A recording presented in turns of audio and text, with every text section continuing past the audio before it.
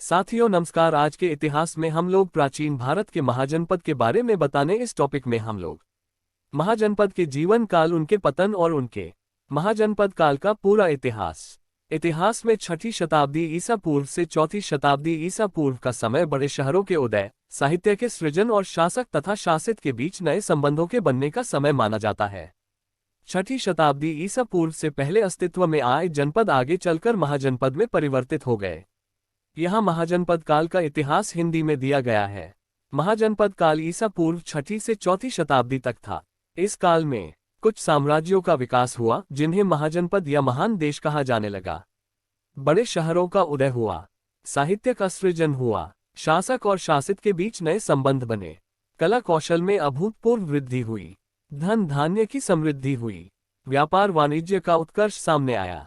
महाजनपद प्राचीन भारत में राज्य या प्रशासनिक इकाइयों को कहते थे। वे गणतंत्र या राजतंत्र के रूप में शासित थे। इनकी संख्या 16 थी। इनमें से सबसे बड़ा महाजनपद मगध था। प्रमुख महाजनपद मगध, कौशल, अवंती, पांचाल, अंग, काशी, वत्स, वज्जी, मत। इन महाजनपदों में से 14 राजतंत्र और 2 वज्जी मल गणतंत्र थे। बुद्ध काल में सर्वाधिक शक्तिशाली महाजनपद वत्स, अवंती, मगध, कौशल थे। महाजनपद किसे कहते हैं? महाजनपद प्राचीन भारत की प्रशासनिक इकाइयां थीं जो स्वतंत्र राज्य हुआ करते थे। इन महाजनपदों या प्रशासनिक इकाइयों पर किसी राजा का शासन होता था या ये किसी समिति के द्वारा भी शासित होती थीं। जब इन पर किसी समिति का शासन होता था तब ये गणतंत्र या लोकतंत्र की तरह कार्य करती थीं। प्राचीन भारत में कुल 16 महाजनपद थे।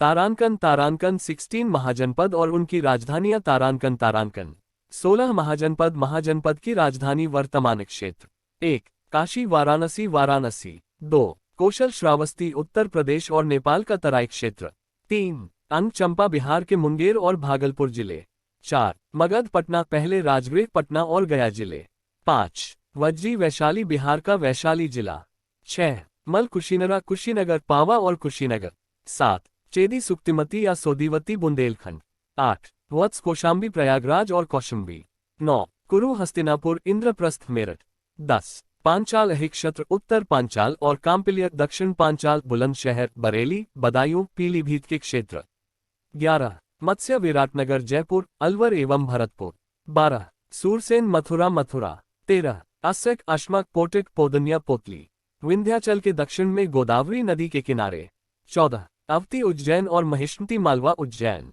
15 गांधार तक्षशिला पाकिस्तान के पेशावर और रावलपिंडी जिले कश्मीर की घाटी 16 कंबोज पुंछ राजौरी और हाजरा कश्मीर। ये महाजनपद महत्वपूर्ण राज्य या प्रशासनिक इकाइयां हुआ करते थे। गिनती में 16 होने के कारण इन्हें 16 महाजनपद भी कहा जाता है। गौतम बुद्ध का काल आते आते ये महाजनपद अपने स्थायी रूप में आ चुके थे जिन पर सामान्यतः किसी राजा या शासक वर्ग का शासन होता था। हालांकि आपको ये जानकर हैरानी होगी कि प्राचीन भारत के इन्हीं महाजनपदों में से कुछ महाजनपदों पर गणतांत्रिक शासन व्यवस्था थी, जो शायद विश्व में सबसे पुराने गणतंत्र का उदाहरण है। महाजनपदों की राजधानियों के नाम और उनका विवरण भी इस लेख में दिया गया है। 16 महाजनपद कौन से थे और उनका उल्लेख कहाँ मिलता है? 16 महाजनपदों के बारे में साहित्यिक और पुरातात्विक दोनों प्रकार के स्रोत उपलब्ध हैं। 16 महाजनपदों का विवरण वैदिक, बौद्ध और जैन ग्रंथों में मिलता है। वेदों के ब्राह्मण ग्रंथों और पुराणों में कई बार इन महाजनपदों का उल्लेख किया गया है, जिनमें इन्हें साधारणतया खेतिहर समुदायों या कबीलों के रूप में दर्शाया गया है। 450 बीसी पाणिनि ने जिन 40 जनपदों का उल्लेख किया था उनमें से कुछ नाम महाजनपदों से मेल खाते हैं। पाणिनि एक प्रसिद्ध वैयाकरण थे जो संभवतः 4वीं या 5वीं शताब्दी ईसा पूर्व में विद्यमान रहे होंगे। 16 महाजनपद का सबसे सही और विश्वसनीय उल्लेख बौद्ध ग्रंथ अंगुत्तर निकाय में मिलता है। अंगुत्तर निकाय त्रिपिटकों में से एक सुत्त पिटक का भाग है। अंगुत्तर निकाय के अनुसार बुद्ध के समय 6ठी शताब्दी ईसा पूर्व 16 महाजनपद थे। 16 महाजनपदों के नाम। 16 महाजनपदस नेम 1 काशी 2 कौशल 3 अंग 4 मगध 5 वज्जी 6 मल 7 चेदी 8 वत्स 9 कुरु 10 पांचाल 11 मत्स्य 12 सूरसेन 13 अस्सक अशमक 14 अवती 15 गांधार 16 कंबोज। बौद्ध ग्रंथों में स्पष्ट रूप से 16 महाजनपदों का उल्लेख किया गया है। विनय पिटक, सुत पिटक और अभिधम पिटक तीनों में ही महाजनपदों के समय लोगों के जीवन और समाज के बारे में वर्णन किया गया है। इनमें राजाओं, उपदेशक, राजकुमारों, व्यापारियों और सामान्य लोगों के बारे में जानकारियां दी गई हैं। पुरातात्विक अवशेषों की बात की जाए तो 16 महाजनपदों के अवशेष वैशाली, श्रावस्ती, कौशांबी, हस्तिनापुर, मगध, गांधार, अवंती और कई अन्य महत्वपूर्ण महाजनपदीय केंद्रों से प्राप्त हो चुके हैं। इन 16 महाजनपद का उल्लेख लगभग सभी बौद्ध ग्रंथ करते हैं, किंतु कुछ महाजनपदों के नामों में फेरबदल है।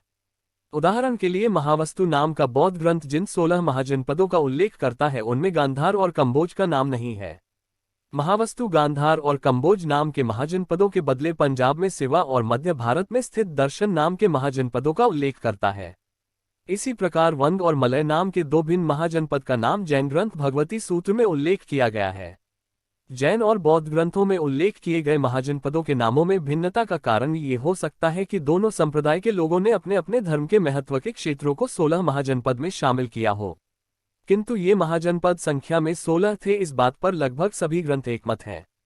16 महाजनपद कहाँ स्थित थे? ये 16 महाजनपद उत्तर में हिमालय के तराई क्षेत्रों से लेकर दक्षिण भारत में गोदावरी नदी तक तथा वर्तमान पाकिस्तान की उत्तर पश्चिम सीमा से लेकर बिहार की पूर्वी सीमा तक फैले हुए थे। लेकिन ज्यादातर महाजनपद उत्तर भारत की मध्य गंगा घाटी में ही स्थित थे। राज्यों और नगरों का दक्षिण भारत में भी उदय हुआ, लेकिन दक्षिण भारत में यह उदय उत्तर भारत से कुछ 100 वर्षों बाद हुआ। 16 महाजनपदों का समय इतना महत्वपूर्ण क्यों माना जाता है? ऐसा माना जाता है कि भारतीय उपमहाद्वीप में पहली बार किसी शक्तिशाली राजा या अभिजात वर्ग का शासन महाजनपद के काल में ही आरंभ हुआ।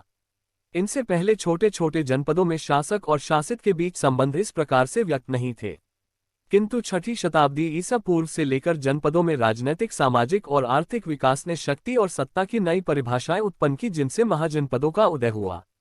महाजनपदों का स्वतंत्र राज्य मगध राज्य के उदय और पूरे भारतीय उपमहाद्वीप पर चंद्रगुप्त मौर्य के शासन के बाद खत्म हो गया था। मगध के राज्य में मिला लिए जाने के कारण इन महाजनपदों का अपना स्वतंत्र शासन खत्म हो गया। भारतीय इतिहास में महाजनपदों के काल में ही साहित्य और लेखन की परंपराओं की शुरुआत हुई। हिंदू, बौद्ध और जैन धर्म के प्रमुख साहित्यों की रचना भी महाजनपद काल में ही हुई है। महाजनपद में बड़े बड़े शहर होते थे जिनमें हजारों गांव शामिल थे। इनमें मूल बस्तियों की इकाइयां गांव हुआ करते थे। 16 महाजनपदों का इतिहास में उदय कैसे हुआ? इतिहासकार रामशरण शर्मा R.S. शर्मा एवं आथर बाशम A.L. बैशम के अनुसार ईसा पूर्व 6ठी शताब्दी आते आते मध्य गंगा के क्षेत्रों, पूर्वी उत्तर प्रदेश और पश्चिमी बिहार में लोहे के बढ़ते उपयोग और हथियारों ने एक संगठित योद्धा वर्ग को जन्म दिया। विस्तृत होती कृषि और शासक वर्ग द्वारा लागू किए गए राजस्व कर ने विकसित होते कस्बों और शहरों को अधिशेष उपलब्ध कराने में मदद की। अतिरिक्त पूंजी, खाद्यान्न और भौतिक संसाधनों ने 6ठी शताब्दी ईसा पूर्व तक इन शहरों को अन्य स्थानों की तुलना में अधिक संपन्न बना दिया, जो आगे चलकर महाजनपदों के रूप में उदित हुए।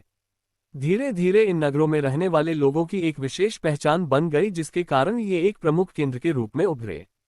इन नगरों में रहने वाले लोगों के बीच प्रादेशिक भावना विकसित होती चली गई और ये लोग अपने जन या जनजाति की अपेक्षा अपने जनपद के प्रति अपनी पहचान व्यक्त करने लगे। इस प्रकार महाजनपदों का विकास इतिहास में एक आकस्मिक घटना नहीं थी, बल्कि यह इतिहास की एक क्रमिक और दीर्घकालिक प्रक्रिया थी जो कई 100 वर्षों में चरम पर पहुंची। हालांकि ऐसा नहीं है कि सभी जनपदों का उदय ईसा पूर्व 6वीं शताब्दी में ही हुआ हो। विद्वानों के अनुसार वैदिक काल के अंत में कुछ जनपदों का उदय हो चुका था। 450 BC पाणिनि ने 40 जनपदों का उल्लेख किया है जो अफगानिस्तान सहित दक्षिण मध्य एशिया तक फैले हुए थे। हालांकि जिन 16 महाजनपदों का उल्लेख जैन और बौद्ध ग्रंथों में किया गया है उनमें से केवल 9 का ही उल्लेख पाणिनि ने किया है। यहाँ ध्यान देने की बात यह है कि दक्षिण भारत का अधिकांश भाग महाजनपदों में शामिल नहीं था।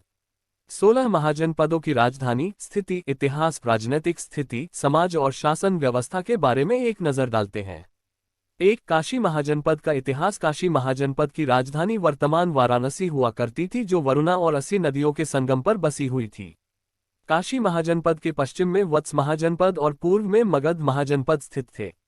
ऐतिहासिक रूप से गंगा नदी के किनारे बसा काशी महाजनपद आरंभ में अत्यधिक शक्तिशाली हुआ करता था, किंतु बाद में इसे कौशल के राज्य में मिला लिया गया।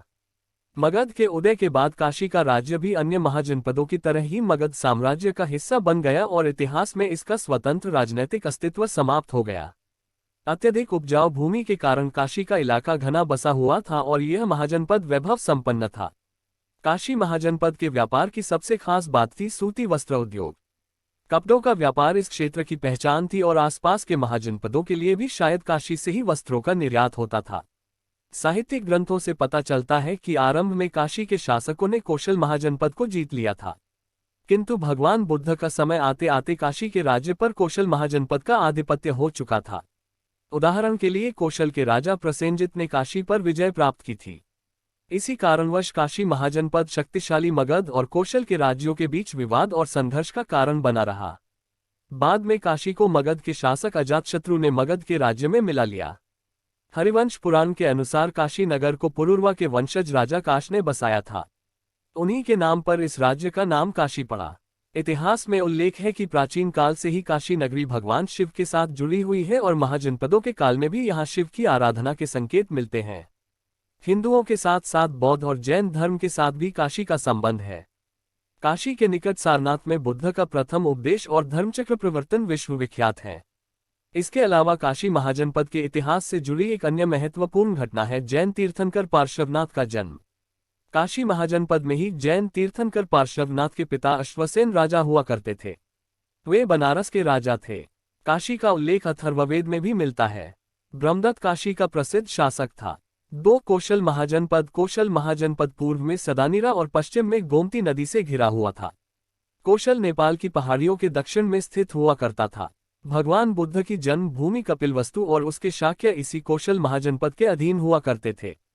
प्रसिद्ध बौद्ध ग्रंथ मजझिम निकाय, ये सुत्त पिटक के 5 बौद्ध निकायों में से दूसरा निकाय माना जाता है, के अनुसार बुद्ध कौशल के निवासी थे। ऐसा प्रतीत होता है कि शाक्य केवल नामात्र के ही स्वतंत्र थे, उन पर कौशल का पूरा प्रभाव दिखाई पड़ता है। कौशल महाजनपद के नियंत्रण में उस क्षेत्र के तीनों बड़े शहर अयोध्या, साकेत और श्रावस्ती थे, जिसके कारण कौशल एक बड़ा और संपन्न राज्य बन गया था। 6वीं शताब्दी पूर्व आते आते कई अन्य छोटे कबीलाई सरदार भी कौशल की अधीनता स्वीकार करने लगे। कौशल महाजनपद द्वारा काशी राज्य पर कब्जा कर लिए जाने के कारण वह मगध महाजनपद का घोर शत्रु बन बैठा। मगध और कौशल में राजनैतिक शक्ति और श्रेष्ठता के लिए संघर्ष होते रहे। कौशल राज्य में वहां के शासकों द्वारा ब्राह्मण और बौद्ध दोनों मतों के लोगों का स्वागत और सम्मान किया गया। 3 अंग महाजनपद वर्तमान दक्षिण बिहार में स्थित था, जिसमें मुंगेर और भागलपुर जिले सम्मिलित थे। अंग के पूर्व में राजमहल की पहाड़ियां और पश्चिम में शक्तिशाली मगध महाजनपद स्थित था। कुछ विद्वानों का मानना है कि अंग महाजनपद का उत्तर में विस्तार कोसी नदी तक था, जिसके कारण वर्तमान पूर्णिया जिले का कुछ क्षेत्र भी इसमें सम्मिलित रहा हो। प्राचीन भारत की प्रसिद्ध चंपा नगरी अंग महाजनपद की राजधानी थी। चंपा गंगा और चंपा नदियों के संगम पर स्थित थी। चंपा नदियों के किनारे बसे होने के कारण एक प्रसिद्ध व्यापारिक नगर था। 6ठी शताब्दी ईसा पूर्व के 6 बड़े नगरों में से एक, चंपा अपने व्यापार और वाणिज्य के लिए पूरे भारतीय उपमहाद्वीप में विख्यात थी। सुदूर पूर्व में व्यापारी और यात्री चंपा के होकर जाते थे। 6ठी शताब्दी ईसा पूर्व के मध्य में चंपा पर मगध ने अपना आधिपत्य कर लिया और यह मगध का हिस्सा बन गई। इस क्षेत्र से खुदाई में 6ठी शताब्दी ईसा पूर्व के पुरातात्विक अवशेष मिले हैं। 4 मगध महाजनपद वर्तमान बिहार राज्य के पटना और गया जिलों के क्षेत्र में मगध महाजनपद स्थित था। मगध महाजनपद के पूर्व में चंपा नदी बहती थी, जो इस महाजनपद को चंपा महाजनपद से अलग करती थी। मगध की पूर्व में भौगोलिक सीमा मालवा के पठार तक स्थित थी। मगध महाजनपद की भौगोलिक स्थिति व्यापार और यात्रा मार्गों पर नियंत्रण करने के लिए उपयुक्त थी, क्योंकि इसके पश्चिम में गंगा नदी और उत्तर में सोन नदी बहती थी। आरंभ में मगध महाजनपद की राजधानी राजगृह या गिरिव्रज के 5 पहाड़ियों से घिरे होने के कारण एक सामरिक स्थिति में मौजूद थी, जिसे बाद में स्थानांतरित करके पटना कर दिया गया। राजगृह में विशाल लकड़ी के खंभों वाले भवन के अवशेष मिले हैं, जो भारत में किले के प्राचीनतम अवशेष माने जाते हैं। बिंबिसार, अजातशत्रु और महापद्मनंद जैसे महत्वाकांक्षी शासकों ने उचित और अनुचित सभी प्रकार के सिद्धांतों का प्रयोग करके मगध को एक शक्तिशाली राज्य के रूप में खड़ा किया था। मगध महाजनपद पर बौद्ध मत का अधिक प्रभाव होने के कारण आरंभ में ब्राह्मण ग्रंथों में इस क्षेत्र के लोगों को हीन और मिश्रित वर्ण का माना गया था। हालांकि बाद में मौर्य साम्राज्य के पतन के बाद मगध पर पुष्यमित्र शुंग के नियंत्रण में ब्राह्मणवादी शासन लागू हो गया था। विश्व प्रसिद्ध बोध गया का क्षेत्र, जहां गौतम बुद्ध को निर्वाण की प्राप्ति हुई थी, इसी मगध महाजनपद का हिस्सा था। बुद्ध इस क्षेत्र में कई बार गए थे और मगध के शासक बिंबिसार और अजातशत्रु बुद्ध के मित्र और शिष्य थे। मगध के जंगलों में हाथियों की उपलब्धता और कच्चे लोहे की प्रचुर मात्रा में मौजूदगी ने मगध को एक शक्तिशाली राज्य के रूप में संगठित होने में बहुत मदद की। इसके अलावा मगध का क्षेत्र चावल की खेती के लिए भी उपयुक्त था। गंगा, गंडक और सोन नदियों के व्यापारिक मार्गों पर नियंत्रण के चलते मगध की अर्थव्यवस्था मजबूत थी। इन्हीं कारणों से मगध 6ठी शताब्दी से लेकर 4ठी शताब्दी आते आते उत्तर भारत की सर्वप्रमुख राजनीतिक शक्ति बन गया था। मौर्य साम्राज्य का उत्थान मगध के साथ साथ पूरे भारतीय उपमहाद्वीप की अविस्मरणीय घटना है। 5 वज्जी महाजनपद। वज्जी का अर्थ होता है पशुपालक समुदाय और यह महाजनपद वर्तमान बिहार राज्य में गंगा नदी के उत्तर में वैशाली जिले के आसपास के क्षेत्र में स्थित था। वज्जी महाजनपद के पश्चिम में कौशल महाजनपद स्थित था, जिनकी सीमाओं को गंडक नदी अलग करती थी। वज्जी की सीमाएं उत्तर में नेपाल की तराई में स्थित हिमालय की पहाड़ियों तक फैली हुई थीं। वज्जी एक पृथक राज्य न होकर बल्कि 8 कबीलों का संगठन था। इसमें विदेह और लिच्छवी प्रमुख थे। विदेह की राजधानी सुप्रसिद्ध मिथिला नगरी इसी में स्थित थी। हिंदू ग्रंथ रामायण के अनुसार महाराज जनक और उनकी पुत्री सीता मिथिला के ही थे और विदेह महाराज जनक द्वारा शासन किया जाने वाला राज्य था। हालांकि कुछ बौद्ध साहित्यिक ग्रंथों में विदेह को एक कबीलाई क्षेत्र माना गया था। वर्तमान में विदेह को नेपाल के जनकपुर से जोड़ा गया है। विश्व के प्राचीनतम गणराज्यों की बात की जाए तो लिच्छवी गणराज्य का नाम जरूर आता है। वैशाली उस काल में एक विशाल नगर हुआ करता था जो लिच्छवी की राजधानी हुआ करती थी। ऐसा प्रतीत होता है कि वज्जी महाजनपद के केंद्र के रूप में वैशाली नगर ही कार्यरत था। ऐसी मान्यता है कि जैन तीर्थंकर महावीर का जन्म भी वैशाली में ही हुआ था। जिन 8 कबीलों से मिलकर वज्जी महाजनपद बनाता था उनमें कौरव, भोग, उग्र, एक्ष्वाक और ज्ञात्रक भी शामिल थे। वज्जी महाजनपद से संबंधित जो सबसे प्रमुख बात है वह है उसमें होने वाली सभाएं। वैशाली और अन्य स्थानों पर संपन्न होने वाली इन सभाओं में आपसी सलाह से मामले तय होते थे। सभाओं में लिए गए फैसलों के कारण लिच्छवी एक गणराज्य की तरह कार्य करता था। लिच्छवी गणराज्य विश्व के प्राचीनतम गणराज्यों में गिना जाता है। 8 कबीलों से मिलकर बने वज्जी महाजनपद के पास अपनी कोई सेना नहीं थी, किंतु फिर भी यह महाजनपद 6वीं शताब्दी ईसा पूर्व तक एक शक्तिशाली महाजनपद के रूप में ख्याति प्राप्त कर चुका था। सेना न होने के कारण वज्जी महाजनपद में आधिकारिक तौर पर कृषि राजस्व वसूलने की कोई प्रणाली उपलब्ध नहीं थी। मगध महाजनपद के अतिमहत्वाकांक्षी राजा अजातशत्रु ने पहले तो वज्जी महाजनपद के सरदारों में फूट डाली और बाद में इस पर आक्रमण करके वज्जी की शक्ति को नष्ट कर दिया। लिच्छवियों पर अजातशत्रु के आक्रमण के कारण उनकी शक्ति खत्म हो गई और बाद में उन्हें मगध के साम्राज्य में मिला लिया गया। 6 मल महाजनपद। मल महाजनपद का मूल स्थान पावा और कुशीनगर का इलाका था। ये क्षत्रिय वंश के थे। मल वंश की कुछ शाखाएं पावा और कुशीनगर से दूर अलग स्थानों पर भी स्थित थीं। कुशीनगर भगवान बुद्ध का महापरिनिर्वाण स्थल माना जाता है और बौद्ध ग्रंथों में इसका विशेष उल्लेख हुआ है। वर्तमान में कुशीनगर उत्तर प्रदेश के गोरखपुर जिले में कस्या स्थान को माना जाता है। मल महाजनपद के उत्तर पश्चिम और पश्चिम में साक्य कबीले का क्षेत्र स्थित था, किंतु प्राचीन पावा का क्षेत्र वर्तमान में किस स्थान पर था यह मतभेद का विषय है। ऐसी मान्यता है कि कुशीनगर में ही भगवान बुद्ध के शरीर त्याग के बाद बुद्ध के शिष्यों के साथ मल लोगों ने उनका अंतिम संस्कार किया था। 7 चेदी महाजनपद। वर्तमान बुंदेलखंड का पूर्वी क्षेत्र चेदी महाजनपद का क्षेत्र हुआ करता था। महाभारत काल का प्रसिद्ध शासक शिशुपाल जो कृष्ण का घोर शत्रु था, इसी चेदी का राजा था। कुछ अनुमानों के अनुसार चेदी महाजनपद का विस्तार शायद मालवा के पठार तक हो गया था। चेदियों की राजधानी सुक्तिमती या सोदीवती थी जो वर्तमान में उत्तर प्रदेश का बांदा जिला में स्थित थी। महाभारत के अनुसार चेदी महाजनपद के लोगों का संपर्क और संबंध सोन नदी घाटी के करुषों, वाराणसी के काशियों और राजस्थान के मत्स्य लोगों के साथ था। सोदीवती के अलावा सहजाति एवं त्रिपुरारी चेदी महाजनपद के अन्य मुख्य नगर थे। 8 वत्स महाजनपद। वत्स कुरु वंश से संबंध रखते थे। उत्तर प्रदेश के प्रयागराज जिले में यमुना नदी के किनारे बसा कौशाम्बी वत्स महाजनपद की राजधानी थी।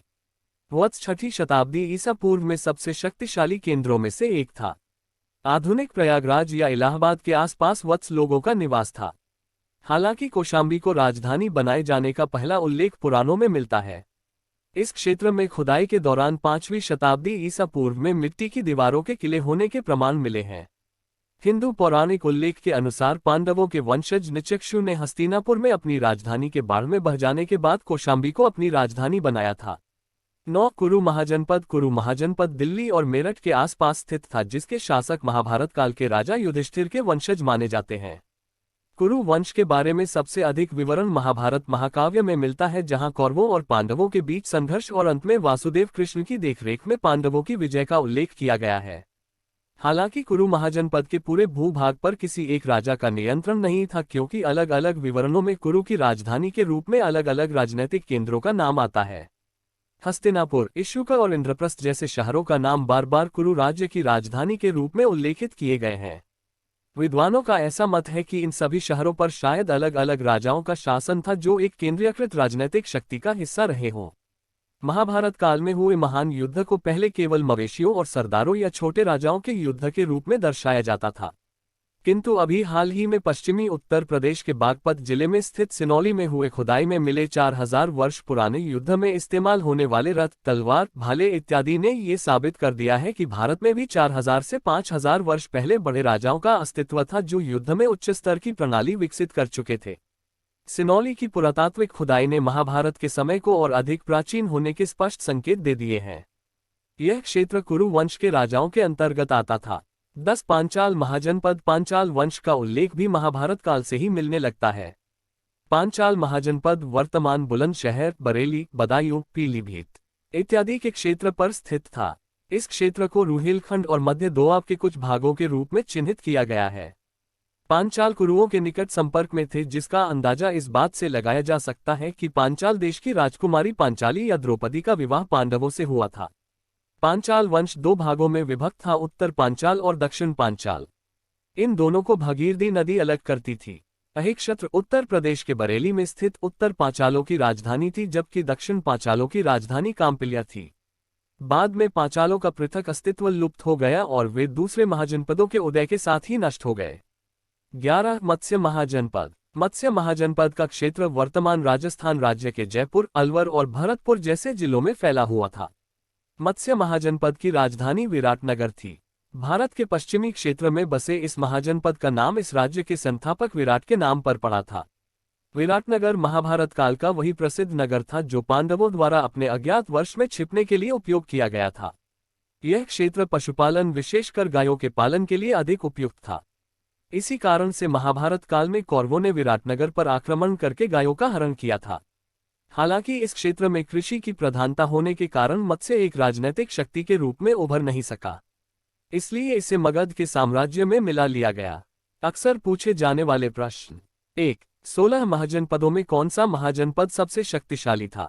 मगध महाजनपद सभी महाजनपदों में सबसे शक्तिशाली महाजनपद था। चंद्रगुप्त मौर्य मगध महाजनपद का शासक था, जिसने लगभग पूरे भारतीय उपमहाद्वीप को मगध शासन के अधीन कर दिया था। 2. अथर्ववेद में किन महाजनपदों का उल्लेख मिलता है? अंग, मगध और गांधार महाजनपदों का उल्लेख अथर्ववेद में मिलता है। 3. वर्तमान उत्तर प्रदेश में कितने महाजनपद स्थित थे? 8 महाजनपद वर्तमान उत्तर प्रदेश की भौगोलिक सीमा में स्थित थे। ये महाजनपद थे काशी, कौशल, मल, वत्स, चेदी, पांचाल, शूरसेन और कुरु। महाजनपद की मुख्य विशेषता क्या थी? महाजनपद की विशेषताएं: हर महाजनपद की एक राजधानी होती थी, जिसको किले से घेरकर सुरक्षा के बंदोबस्त किए जाते थे। किलेबंद राजधानियों के रखरखाव, सेनाओं और नौकरशाही के लिए भारी आर्थिक साधनों की आवश्यकता पड़ती थी। महाजनपद की व्यवस्था में शासकों का मुख्य काम किसानों, व्यापारियों और शिल्पकारों से कर तथा भेंट वसूल करना आदि था। सबसे प्रथम महाजनपद कौन था? मगध महाजनपद। ल 700-385 पू। महाजनपद का उदय कब हुआ? 6ठी शताब्दी ईसा पूर्व में कुछ साम्राज्यों के विकास में वृद्धि हुई थी, जो बाद में प्रमुख साम्राज्य बन गए और इन्हें महाजनपद या महान देश के नाम से जाना जाने लगा था। इन्होंने उत्तर पश्चिमी पाकिस्तान से पूर्वी बिहार तक तथा हिमालय के पहाड़ी क्षेत्रों से दक्षिण में गोदावरी नदी तक अपना विस्तार किया। भारत में कुल कितने महाजनपद है? 16 महाजनपद। उनकी राजधानी एवं भौगोलिक स्थिति इस राज्य के राजा इक्ष्वाकु वंश के थे। इसका अवंती के साथ निरंतर संघर्ष चलता रहता था और अंततः ये राज्य अवंती के अधीन हो गया। महाजनपदों का विकास कैसे हुआ? महाजनपदों के उद्भव का इतिहास ईसा पूर्व 6ठी से 4ठी शताब्दी के दौरान पूर्वी उत्तर प्रदेश और पश्चिमी बिहार के विकास से जोड़ा जा सकता है, जहां उपजाऊ भूमि की उपलब्धता के कारण कृषि का विकास हुआ और बड़ी मात्रा में लौह अयस्क की उपलब्धता के कारण लौह उत्पादन में वृद्धि हुई। सबसे बड़ा महाजनपद कौन सा है? सही उत्तर मगध है। 6ठी और 4ठी शताब्दी ईसा पूर्व के बीच मगध सबसे शक्तिशाली महाजनपद के रूप में उभरा। गंगा और उसकी सहायक नदियों की उपस्थिति के कारण इस क्षेत्र में कृषि विशेष रूप से उत्पादक थी। सबसे शक्तिशाली महाजनपद कौन सा था? मगध बुद्धकालीन समय में एक शक्तिशाली राजतंत्रों में एक था। ये दक्षिणी बिहार में स्थित था, जो कालांतर में उत्तर भारत का सर्वाधिक शक्तिशाली महाजनपद बन गया। ये गौरवमयी इतिहास और राजनीतिक एवं धार्मिकता का विश्व केंद्र बन गया। महाजनपद शब्द किसका प्रतीक है? व्याख्या: महाजनपद 16वीं शताब्दी ईसा पूर्व में उभरी राज्य व्यवस्था का प्रतिनिधित्व करता है। ये बड़ी संख्या में ग्रामीण और शहरी बस्तियों के एकीकरण का प्रतीक है। महाजनपद के संस्थापक कौन थे? साम्राज्य की स्थापना राजा बृहद्रथ ने की थी। राजगृह या राजगीर मगध की राजधानी थी, लेकिन बाद में 4वीं शताब्दी ईसा पूर्व में इसे पाटलिपुत्र में स्थानांतरित कर दिया गया था। लोहे का उपयोग औजारों और हथियारों के निर्माण में किया जाता था। इसके जंगलों में पाए जाने वाले हाथियों का उपयोग सेना में किया जाता था। भारत में महाजनपद कहाँ स्थित था? महाजनपदों के उद्भव से पहले भारत कई छोटे राज्यों और जनजातियों में विभाजित था। महाजनपदों की उत्पत्ति प्राचीन भारत में शहरी केंद्रों के उदय, कृषि और लौह प्रौद्योगिकी के उपयोग से जुड़ी हुई है। महाजनपद मुख्य रूप से भारत के उत्तरी और पूर्वी हिस्सों में स्थित थे। पांचाल देश का वर्तमान नाम क्या है? काम्पिल्य दक्षिण पंचाल और अहिक्षेत्र उत्तर पंचाल पांचाल महाजनपद की राजधानियां थीं। राज्य ने वर्तमान पश्चिमी उत्तर प्रदेश को कोसल महाजनपद तक सम्मिलित किया। महाजनपद की आय का मुख्य स्रोत क्या था? महाजनपदों के आय के स्रोत: समाज में लौह धातुओं का व्यापार शुरू हो चुका था। कृषि कार्य में व्यापक उन्नति हुई, इस कारण व्यापार में बढ़ोतरी हुई। कर आय का एक बड़ा स्रोत माना जाता है। इस समय सिक्कों का चलन शुरू हो चुका था। महाजनपदों का पतन किस कारण हुआ? महाजनपदों का पतन मुख्य रूप से मगध राजवंश द्वारा कुलों पर कब्जा करने के कारण हुआ, जिससे उनका व्यक्तिगत इतिहास पूरी तरह से नष्ट हो गया। इन नव वैदिक जनजातियों पर साहित्य, काव्य और यहाँ तक कि ब्राह्मण पुराणों में उनके खातों को छोड़कर बहुत कुछ बरामद नहीं किया गया है। महाजनपद का कौन सा नाम नहीं है? सही उत्तर कामरूप है। कोसल, अंग, कुरु महाजनपद हैं। कामरूप, जिसे कामरूप या कामता भी कहा जाता है, प्राचीन भारतीय राज्य है जो लगभग अब पूर्वोत्तर भारत के असम राज्य से मेल खाता है। इसलिए कामरूप 16 महाजनपदों में से एक नहीं है। मगध कहाँ पर है? मगध का सर्वप्रथम उल्लेख अथर्ववेद में मिलता है। मगध बुद्धकालीन समय में एक शक्तिशाली राजतंत्रों में एक था। ये दक्षिणी बिहार में स्थित था, जो बाद में उत्तर भारत का सर्वाधिक शक्तिशाली महाजनपद बन गया। मगध महाजनपद की सीमा उत्तर में गंगा से दक्षिण में विंध्य पर्वत तक, पूर्व में चंपा से पश्चिम में सोन नदी तक विस्तृत थी। यूपी में कितने महाजनपद हैं? महाजनपद काल के दौरान 16 महाजनपदों में से 8 आधुनिक उत्तर प्रदेश में मौजूद थे। महाजनपदों का व्यवसाय क्या है? कृषि लोगों का मुख्य व्यवसाय था और राज्य बड़े पैमाने पर कृषि प्रधान थे। व्यापार और वाणिज्य फला फूला और राज्यों के पास अच्छी तरह से स्थापित व्यापार मार्ग थे।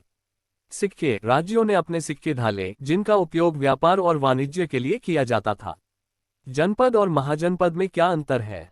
जनपद और महाजनपद के बीच मुख्य अंतर यह है कि जनपद 1500 ईसा पूर्व के आसपास अस्तित्व में थे और महाजनपद 600 बीसी और 345 बीसी के बीच अस्तित्व में थे।